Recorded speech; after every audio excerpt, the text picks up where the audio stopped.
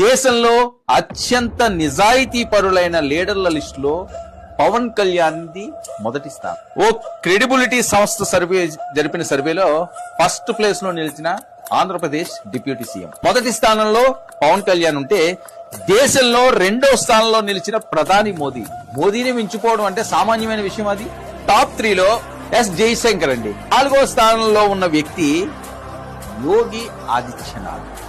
చూడండి, వీళ్ళందరినీ మీద పై స్థానంలోనే ఉన్నాడు పవన్ కళ్యాణ్. ఇక టాప్ 5లో నిలిచిన కేంద్ర మంత్రి నితిన్ గడ్కరీ. టాప్ 5లో ఉన్న వాళ్ళందరూ కూడా సామాన్యమైన వాళ్ళు కాదు, వాళ్ళు దేశాన్ని వెళ్తున్నవారు. వాళ్ళందరినీ కంటే ఎత్తుకి ఎదిగిపోయారు. మోదీ గారిని, యోగి ఆదిత్యనాథ్ని, గడ్కరీని, జైశంకర్ని వీళ్ళందరినీ దాటుకుంటూ పవన్ కళ్యాణ్ దూసుకుపోతున్నాడంటే ఇదిరా పవన్ అంటే అంటూ నిరూపించుకున్నాడు. నెంబర్ 1 స్థానంలో తనదైన ముద్ర వేసుకున్నాడు. ఎంత ఎదిగినా ఒదిగి ఉండే తత్వం ఆ పవన్ కళ్యాణ్. అందుకే ఆయన జనసేనాని అయ్యాడు.